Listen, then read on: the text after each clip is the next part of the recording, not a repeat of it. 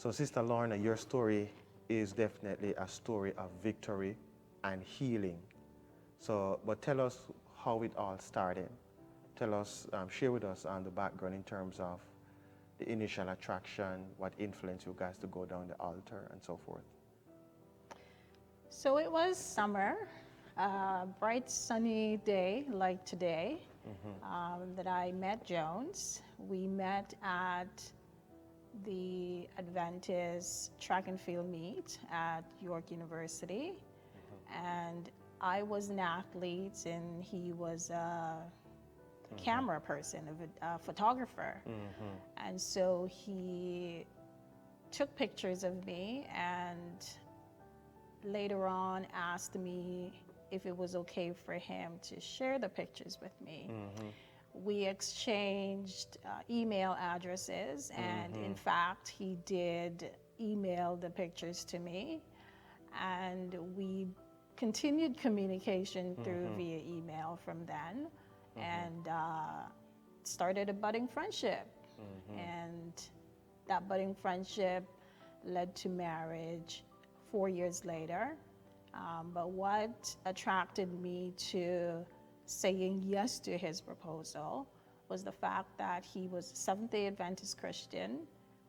We had rich conversations about God, great debates about the Bible, and hey, it didn't hurt that he was charming and easy on the eyes. So Okay, yeah. yes, yes, So it was charming and easy on the eyes. definitely. Yeah, and he demonstrated at the time that he was someone who was interested in God, and you guys are of the same faith in Yep. terms of Seventh Adventist, and all of that kind of shows me and show other persons that you are a person with certain level of values Correct. as it relates to relationship and marriage. Someone who is godly, someone who is of the same faith, and someone who have that physical attraction as well. Yes. Yeah. So I would say, and most women would definitely, be interested in a guy that actually demonstrate those qualities. Indeed. Right. So definitely. So the pictures, they were nice pictures. Yes, they were. Yes, they were quality pictures. He was good at what he does in terms of a photographer. And he always would take pictures of me and nature. And from time to time, he would ask me for my opinion, about his photography skills. So it was great that he, valued my opinion in that sense, although he was good at what he does. Yeah, definitely. And that's really sounds to me like a very wonderful start, in a relationship, in terms of you met at that event and this attraction between you and the gentleman develop. And how long does that dating period last? We dated for 3 years. We were engaged before, and that engagement was called off for various reasons. But then the second time when he did ask me to marry him, we were on a day cruise, and yes, he popped the question, and of course I said yes. Yeah, you popped the question and you said yes. Yeah, and of course, because he was charming, demonstrated certain good qualities that you were actually looking for in a gentleman. And of course, it's okay, in my understanding, to want to be in a relationship and want to be in a relationship with somebody that you perceive, having the qualities that you are looking for. Definitely, Yeah. definitely. But I mean, my top attraction to him was the fact that he was a Christian man and a Seventh-day Adventist. So as I said, we were of the same faith, and we had a lot of things in common. Where sharing the same faith is concerned, and that was important to me. It's important to me to have someone in my life or a lifetime partner who could pray for me, and me pray for him, and that we could pray through our challenges when they do arise. And that was very important to me, to have someone who could pray and talk to God on my behalf and his behalf when things were going wrong. And just to be able to worship as a family, and have family worship. So in that aspect, it was quite easy to fall for him and to love him, but he had a lot of flaws. Yeah, definitely. And, all people, have flaws, and that is why persons date, so that we can be acquainted with the strength, the weaknesses, right? The positives and also the flaws, so that we can use that information to make a decision whether we should go forward or step back, right? Correct. Yeah, definitely. And so you said that you guys, broke off in terms of the whole idea of an engagement, a broker engagement. If you don't mind, could you share in terms of what happened, what actually influenced that, that break in that engagement? Jones was, as I said, quite charming. There were news surfacing, that he was a womanizer.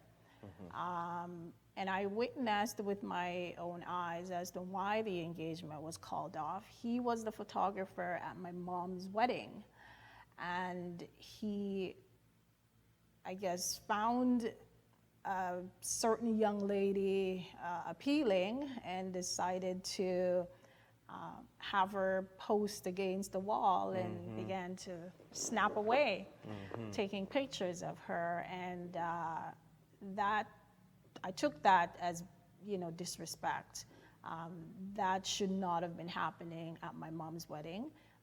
This particular young lady was a guest at the wedding. She wasn't a bridesmaid or a family member, so it was quite strange that he was behaving in that manner. And so I felt that we needed to get to know each other some more and spend some more time in the relationship before we move forward into marriage. Yeah, I see it. Yeah, yeah, definitely. And and of course that sounded to me like it was a reasonable decision at that time, based on what you guys were dealing with, as a couple.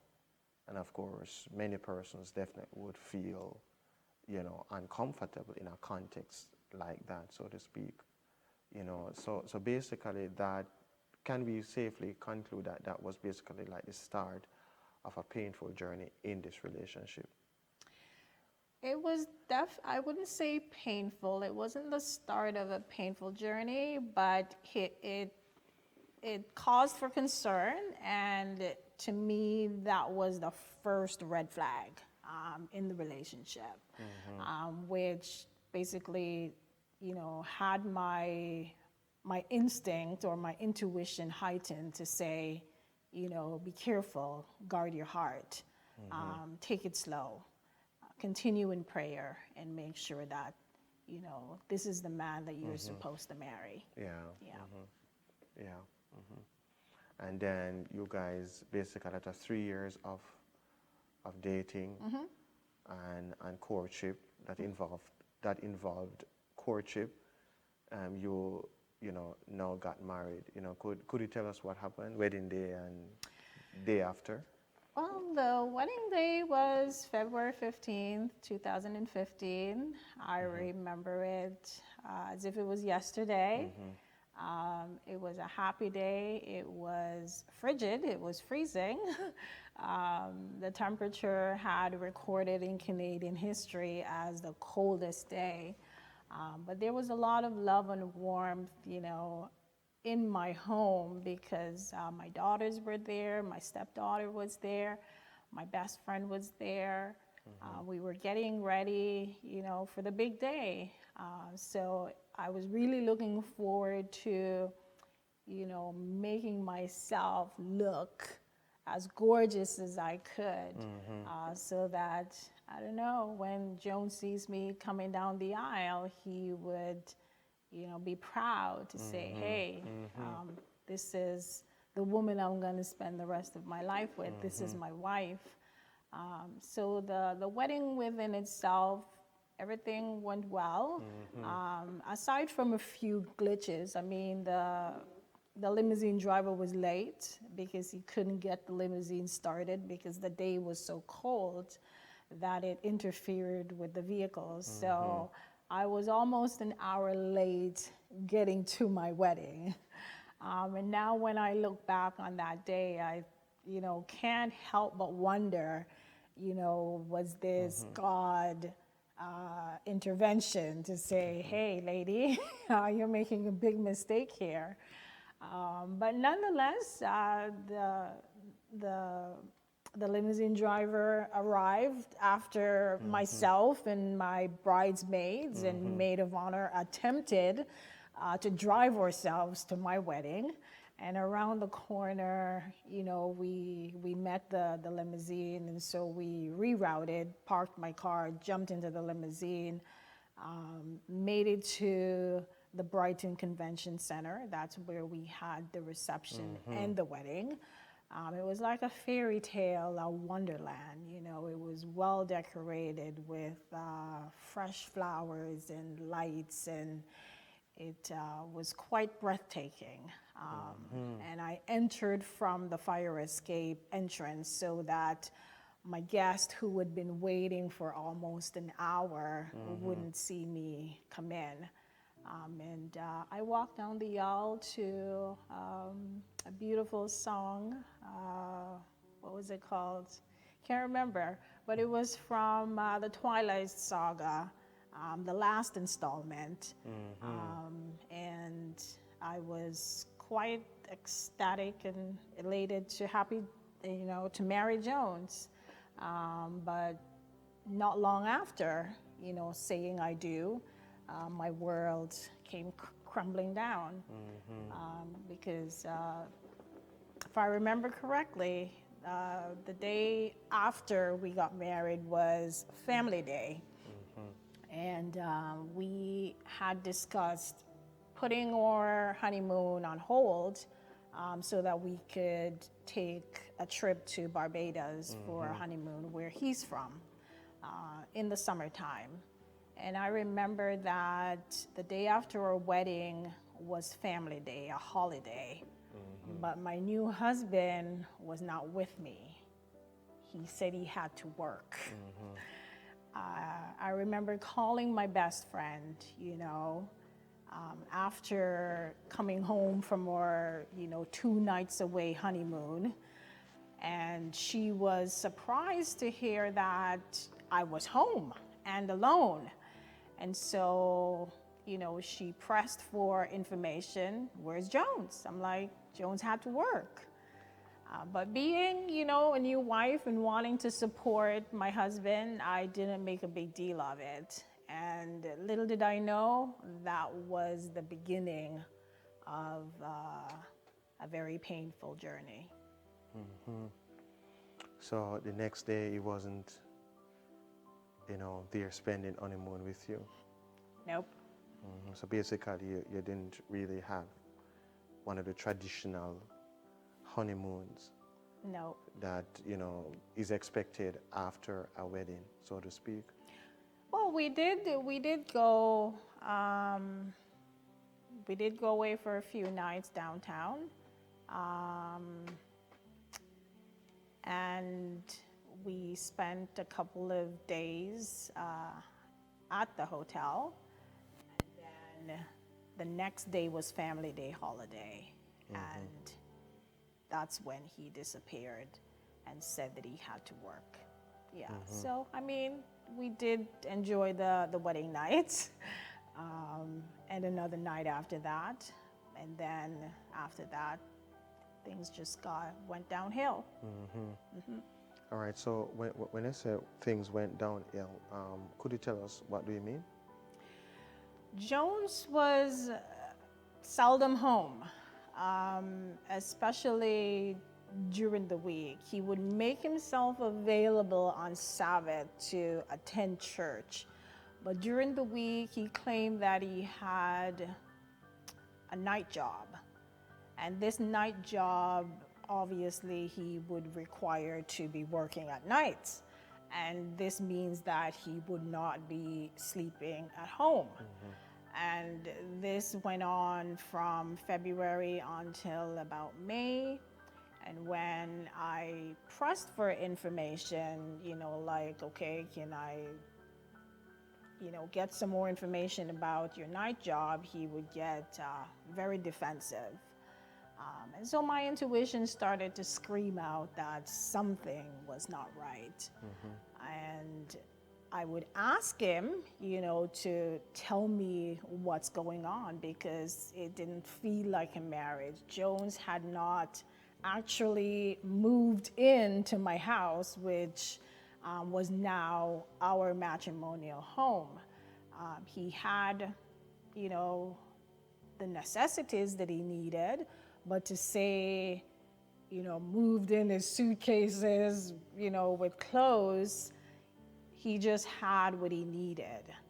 And so that didn't make sense to me. And so I started to get concerned. And so I would press for information, but he wasn't being forthcoming about what was going on. And so I decided to take matters into my own hands. Tell us, what do you mean by that? Well, this is a bit, unconventional for a lot of people, but for me, it worked, and I felt that it was necessary to get to the bottom of what was really going on. So I hired a private investigator who followed Jones for, I believe it was a total of 5 days. And what I found out was basically not what I was prepared for. So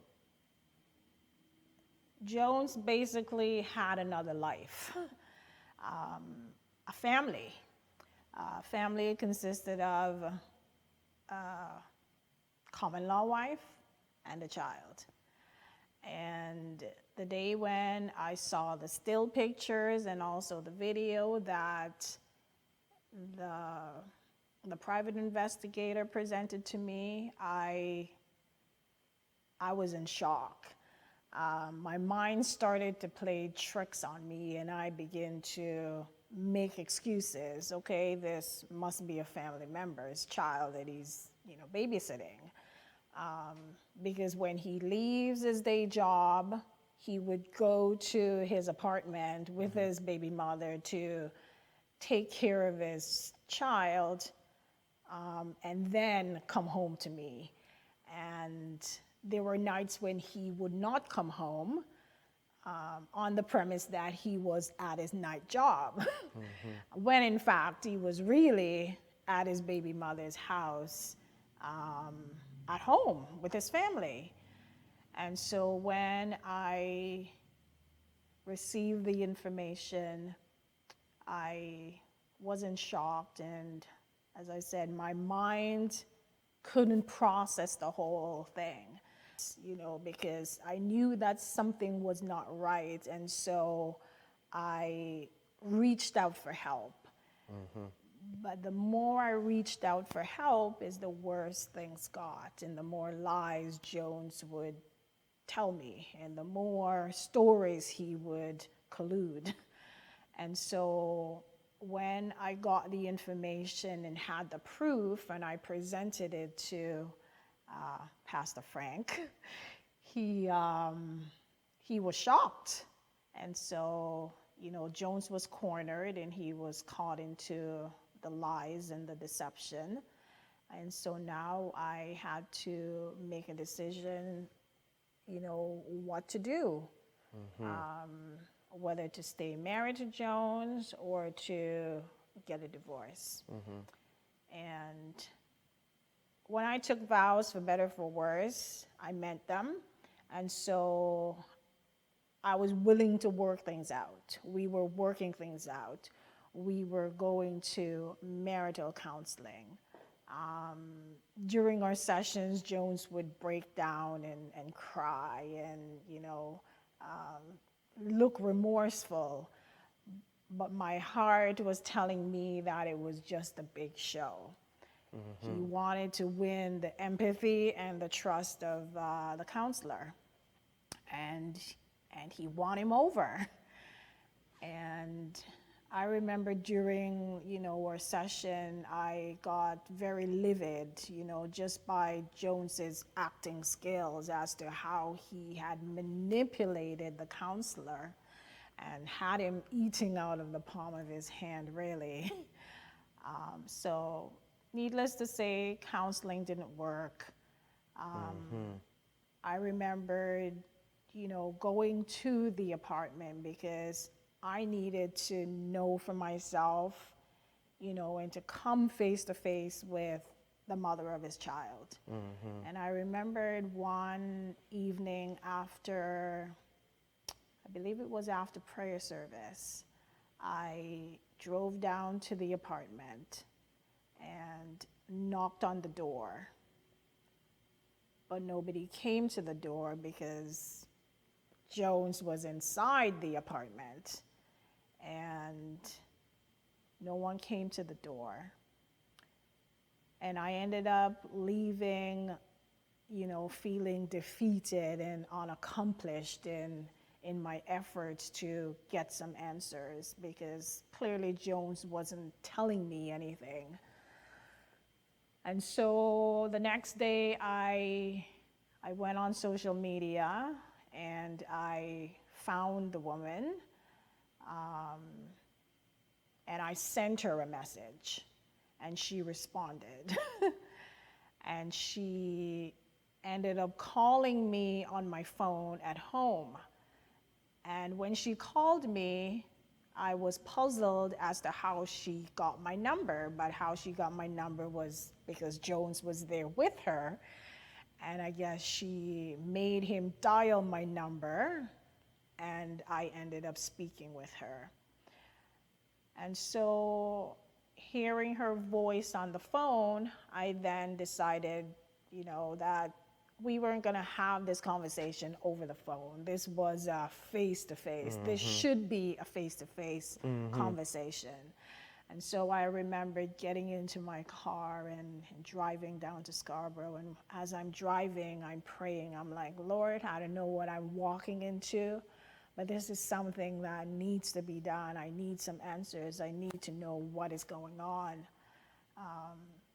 And when I got to the apartment, I knocked on the door, and Jones, there he was. He couldn't look at me. I remembered, the look of,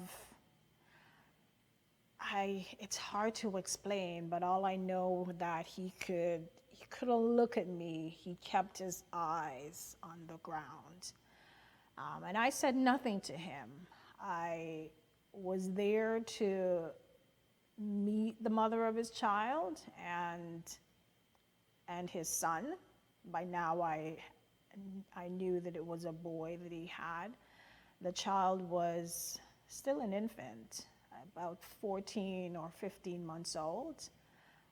And as I stood in the apartment, I look around, I saw that it was home for Jones. And then it made perfect sense, why he had not moved his belongings into our home, my home.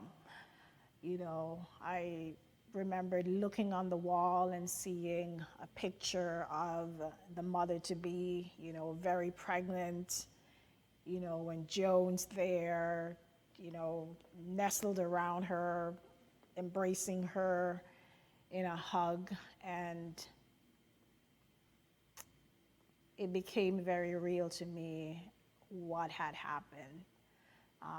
To this day, it doesn't really make sense to me why Jones even bothered to marry me, because he had a ready-made family. So it made no sense. And when I pressed for answers in regards to why did you marry me? You had a family, a ready-made family. I got, well, you're a woman of integrity. You are a woman of a godly woman that I want to spend my life with, and that I want my son to grow up in a Christian home and to be raised to know God. And aside from the fact that he claimed that he loved me, but how do you love someone and then betray them, in the worst possible way? So, yeah. So, when that reality hits home, that you are now married to somebody who is unfaithful to you and who is living a double life. Yep. And especially when you went and you see clear evidence, how did you feel in that moment? That was a very difficult moment for me. It was painful. I mean, here's the man that I love,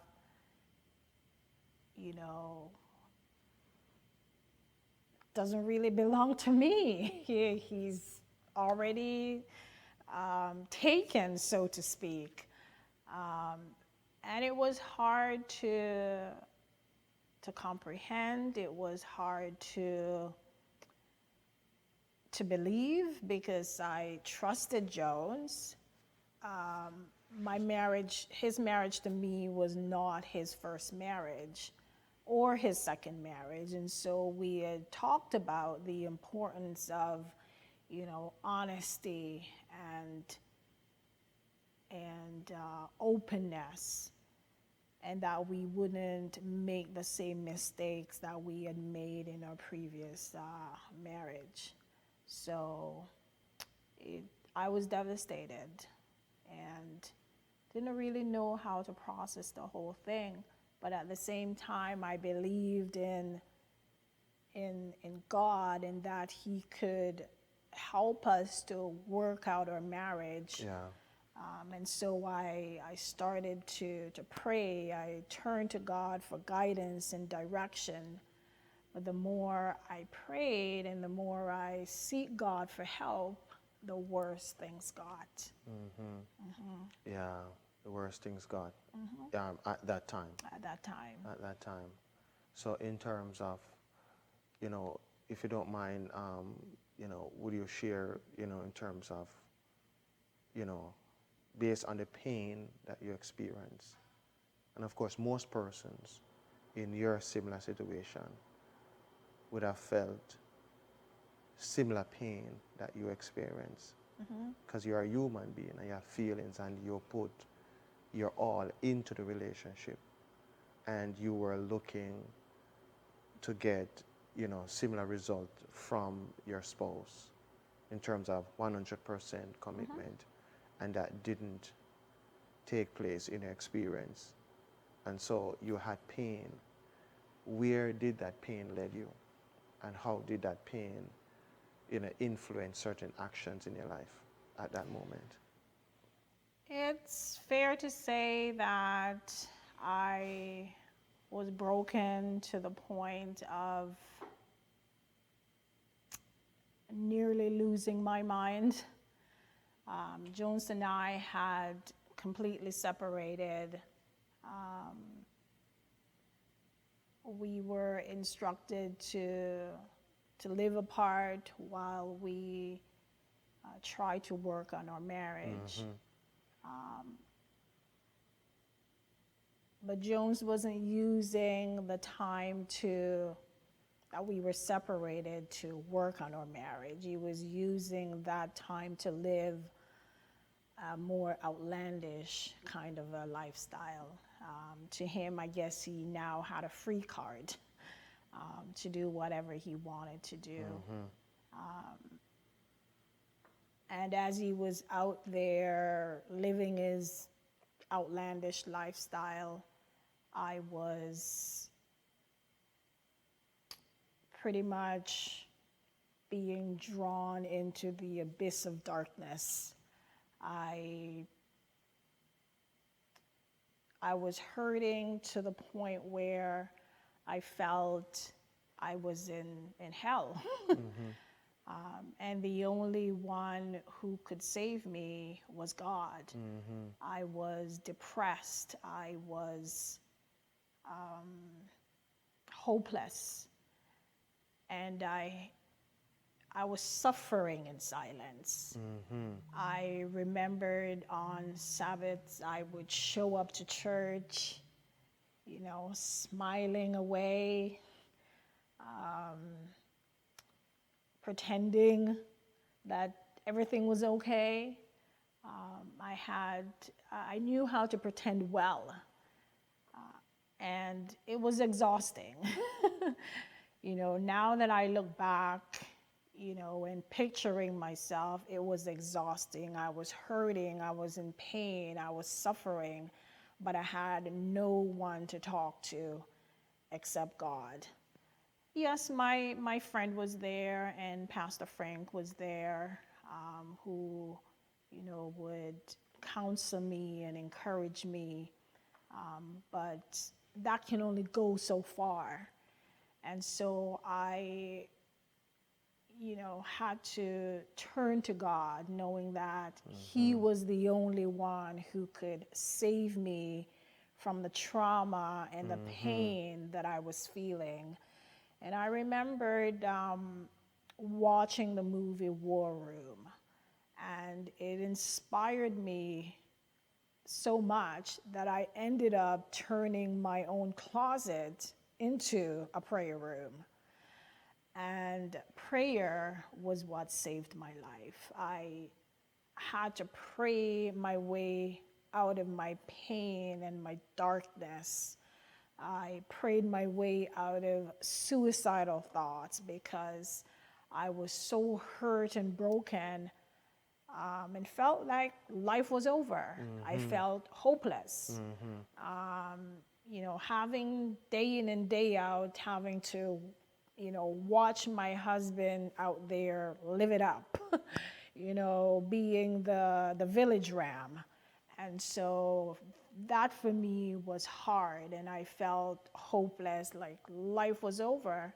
And then on top of that, I was getting harassing phone calls and messages, you know, from various women, including the mother of his child. And it felt, you know, never ending. The struggles were real, but God was there, you know, to help me through the dark times. God was there to say, hey, your life is not over, and what you are going through will only make you stronger. If you but just look to me, I will be your help. And in fact, God was my help. And He helped me to pull through my dark times. And that's why I'm here today, you know, to remind whomever is going through, you know, various challenges. It may not be about a relationship, that no matter what you're facing, that God, if you look to Him, He will be the lifter of your head, and that He will pull you through your troubles and your trying times. But you have to trust Him implicitly. You have to lean on Him.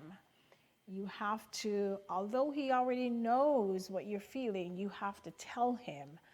And so I have learned to pray. And to this day, prayer is my source of strength. Whenever things go wrong, prayer is my first resort, not my last resort, because I know that there's power in prayer.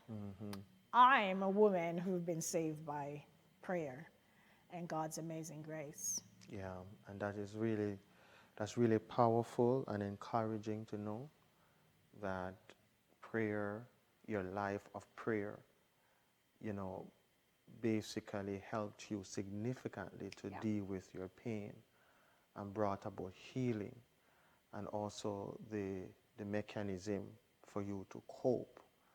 Did you have at the time any friends, Oh yeah. yeah, who helped you through it? Yep. Yeah, my family was there. My daughters were there. My best friend of now 22 years, she was a rock for me. She cried for me. I remember at the beginning stage of when all hell broke loose, and things became crystal clear that Jones wasn't the man that I thought that he was. None of us knew the real Jones. Because on Sabbaths, when the families would come together and we would fellowship with lunch and worship, you know, that was the side of Jones that everybody knew. And so, you know, when everything went wrong, my friends were broken and sad the same way I was. Without a shadow of a doubt, when I was numb and couldn't feel, and I guess in denial or not being able to really comprehend the significance of my pain. I guess I was so traumatized actually that I couldn't feel, and I had no comprehension of what was going on. My best friend carried my pain and she cried for me. I don't recall crying during the first month of finding out about Jones's double life. It was way after that that the tears came. But during the first month of my pain, my friend, my best friend, who I refer to as Tango in the book, she cried for me. Yeah, and of course, probably at that, probably during that first month, you were suppressing the pain that you were experiencing, and then later on, you know, through the help of God and the support of your friend, you were able to release it, and it came out through tears, and it allowed you to feel better, right? Absolutely, absolutely. Yeah, definitely, that's a really painful experience you have been through. But amidst all the pain, I know you are now divorced for a couple of years now, right? Could you discuss you know, a few lessons that you would have learned during that experience, that, you know, so to speak, not so good relationship? The biggest lesson that I've learned about my relationship with Jones is to trust my intuition. Because during our courtship, my intuition was speaking to me, but I was too busy loving Jones to, you know, pay attention to or to follow my intuition.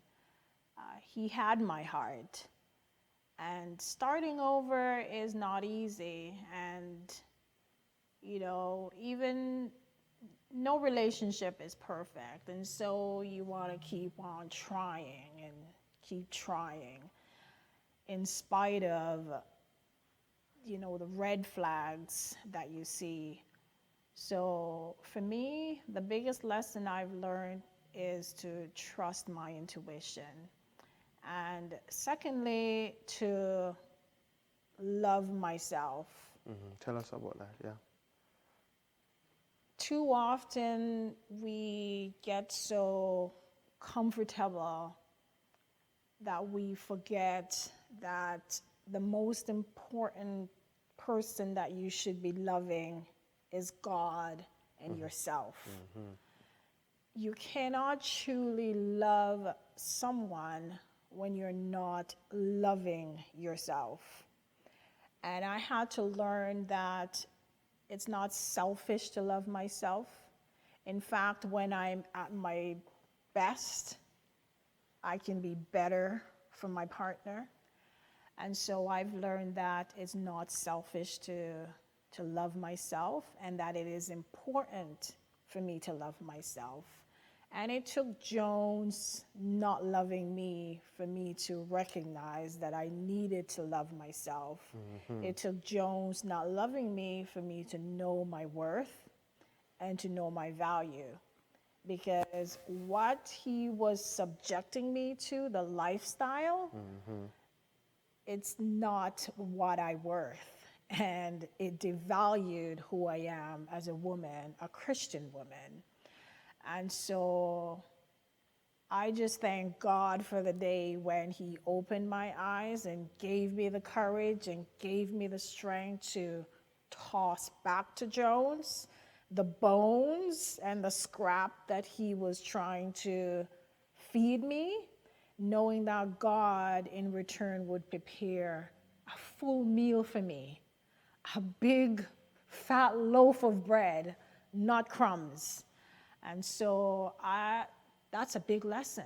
The lesson is value myself, knowing my worth, and loving myself, and trusting my intuition. Yeah, that is powerful. That is powerful. So as it relates to loving yourself, that piece there, does that mean that if you are at the place where you are loving yourself, recognizing your worth, does that mean that you wouldn't have chosen such a relationship? Absolutely not. Absolutely not. Because what I've learned along the way is behavior that you allow and you make excuses, he will change, he will get better. When we get married, he will become a good husband, he will change his ways. But that's a big mistake that we make in a relationship, because the behavior that we allow in the beginning is the behavior that will continue, and it will only get worse. So we need to be very careful about what we subject ourselves to in a relationship. Yeah, that is really powerful. It's really powerful, and I'm really happy that you and many persons in your life are now happy that you are at a better place now.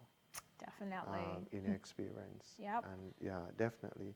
So let me ask you, based on your personal experience with that particular relationship, and also your own personal research and even interacting with different women and men and so forth about their story, how would you, discuss,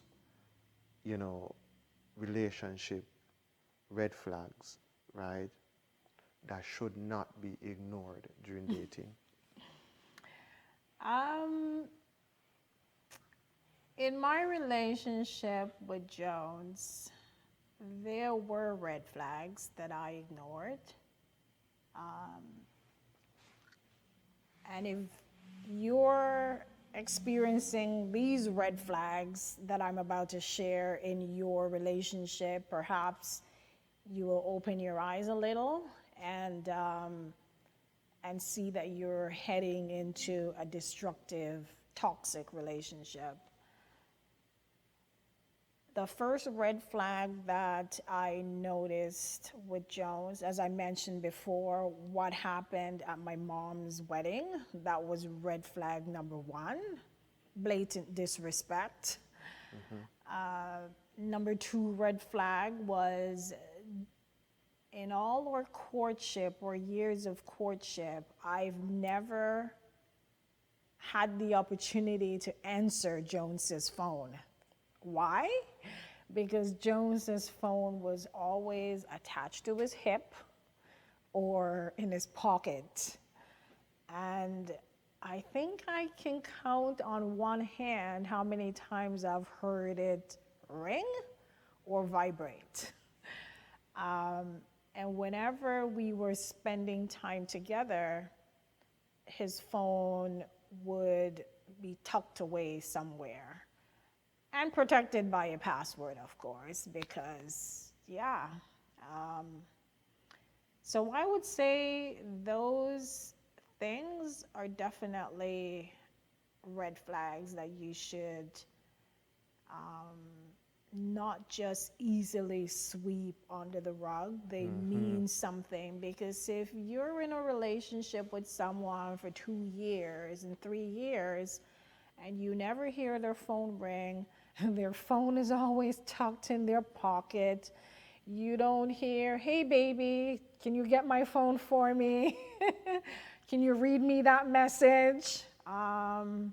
There's no transparency there, and a relationship needs transparency. A relationship needs trust, and that is definitely a big red flag. So it's not so practically speaking, you're talking about the experience with a phone, but in depth, you're actually talking about issue of transparency. People should not ignore that Nope, when they are dating, that's right. because those things will continue in marriage. That's right. That's basically what you're saying. That's right. Yeah. Is there any more dating red flags that you can think of? I mean, not necessarily your own experience, but your observation through research and talking to other person. Any more that you can think about? Another red flag is if the person you are getting to know is not introducing you to his or her friends. That's something to be careful of, because if the person you are getting to know, dating, and that you're in love with is not proud to show you off, as, hey, this is my lady, or this is my man, who I'm building a life with, and this person is not proud to show you off, that's another red flag. Because when you are in a relationship, a dating relationship for 2-3 years, you should be meeting each other's family by now. You should be having, family get-togethers. You should be having double dates. These are things that happen in a healthy courting relationship. Yeah, Yeah. definitely. Yeah. Thank you very much for those, because I think that a lot of persons may learn from those, ideas of red flags that you actually stated earlier, right? Could you share, away from, observing and do not ignore red flags in relationships, dating relationships, right? Could you share with us, based on your own experience and your knowledge, what would you consider as some vital dating principles that people should actually take serious, especially, young Christian, young men, young Christian ladies, and so forth, and so on, or even general? Yes, this will be a general answer. It is very important that as a Christian man or woman who is dating, that you respect yourself, you protect your integrity. In terms of remember that your body is a temple of God. Remember that you ought to keep yourself pure, and that fornication is a sin. I remember, in my book making mention that if you're already practicing wife duties and husband duties, then what is there to enjoy later on in a marriage? So it is very important that Christian men and women protect their integrity, and to live by God's standards. Very important. So basically, you are saying that the person should not engage in sexual intercourse Correct. before marriage. Correct. Correct. So how would you, encourage young people in general to manage that while dating? Because when young people are dating each other, the physical attraction is there, the emotional attractions, might be there, the spiritual attractions might be there as well, the social attractions might be there. And of course, these things can influence young people to actually engage in that kind of sexual practice before marriage. So how would you encourage individuals to manage that while dating? First and foremost, if your relationship between you and God is important to you, that will and should be your first and foremost priority. And it's not easy. Yes, we're human and we have feelings. God made us with feelings. They are natural. But at the same time, if you know that you're going to give in to those feelings, don't put yourself in uncompromising position. Don't be alone with this person, in behind closed doors where you are going to give in to these feelings. I mean, when you're dating, go out in public places, spend a lot of time outdoors. And if you do find yourself indoors and things start to get heated, you've got to, trust that intuition, that instinct, that God, because the Holy Spirit is going to speak to you to say, hey, it's time to draw the brakes, put on the brakes. So you've got to practice self-discipline, first of all. That's very important. And you've got to protect your relationship with God. If your relationship with God is important to you, intimate, personal, because you don't want to disappoint God. Yes, we are going to make mistakes, but to blatantly make them, that's a completely different story. Yeah. So, listen to the Holy Spirit and don't put yourself in compromising positions. Yeah, that is really powerful, counsel there as it relates to principle. Is there any other dating principle that you can think about that you think individuals should bear in mind? No, not really. I mean, I'm going by the life that I've lived, and life experiences the greatest teacher that there is. So I can only go by what I've practiced and to share in that regard. But as I said, just don't put yourself in uncompromising position. Respect yourself. I mean, what I tell my daughters, I have 2 young adult daughters, and I tell them, don't compromise yourself. Don't allow young men to disrespect you. Don't allow yourself to become someone's punching bag or someone's garbage bin. Just demand respect, because what you allow is what will continue. And if you're letting a young man treat you like a piece of meat, that's what he's going to do. So you've got to know what you deserve, how you want to be treated, and live as such. But most importantly, live in such a way that God expects us to live as a Christian man and a Christian woman. Yeah, that's really powerful, and that is well said there. I know that you have been divorced a couple of years now, which means that you're now single. uh, yeah, you're now single, right?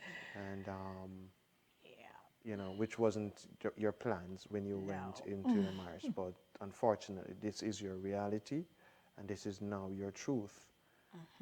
Could you share with us, the value of singleness, and also what should, while individuals are single, what we should focus on? Just talk to us about that. Yes. Yes, I've been single now for 5 years. Happily single, may I add. And not because there haven't been suitors, there have been suitors. But I've been taking this time in my singleness to enjoy me. I've been taking this time to reflect on who I am as a woman, a Christian woman. I've been taking this time to grow as a woman, as a mother, and as a Christian woman. I've been using this time to develop a more intimate relationship with God, because the most important relationship that I can cultivate is a relationship with God, because I believe that when He is first and foremost and center in my life, I'm not going to find myself in a hot mess that I was in 5 years ago. So I'm using this time to look back and see where I've gone wrong and not to repeat the mistakes that I've made.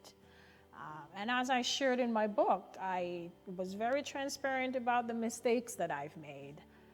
And so I'm using this time to make sure that I'm healthy emotionally, I'm healthy physically, I'm healthy mentally, and most and foremost, I'm healthy spiritually. So that when Boaz come around, I'm not going to be dragging my baggage and my garbage from 5 years ago into my new relationship. So singleness is preparing me for the conclusion of my story, and I'm hoping that it will be a happy conclusion. So I am valuing my singleness. And men or women, if you find yourself single right now as a Christian man or woman, take that time to cultivate a relationship with God. Take that time to grow in Christ. Take that time to get to know yourself, know your purpose. And I mean really know yourself and know your purpose and live your purpose, embrace your purpose. And what I am doing right now is just living my truth and enjoying life and fulfilling the mandate that God has given me to fulfill, which is to spread a message of hope to men and women that we serve a faithful God, and no matter where you find yourself, what circumstance, what situation, that God is faithful and He's there to help you through, so that you get over on the other side and become the best version of yourself. Because right now, if it wasn't for all that I went through 5 years ago, I wouldn't be sitting in this chair right now. And I wouldn't be the best version of myself. Yes, I was broken, but now I can refer to myself as beautifully broken, a woman that was beautifully broken, because my brokenness is what makes me who I am. And I wear my scars proudly, and I have nothing to be ashamed of. And so, as flawed as a human being that I am, I'm still perfect. I don't know if that makes sense, but I'm perfectly imperfect, because I now see myself through the eyes of God. I know who I am and I know whose I am. So enjoy your singleness and know who you are and whose you are. And believe me, you will be experiencing joy, unspeakable joy.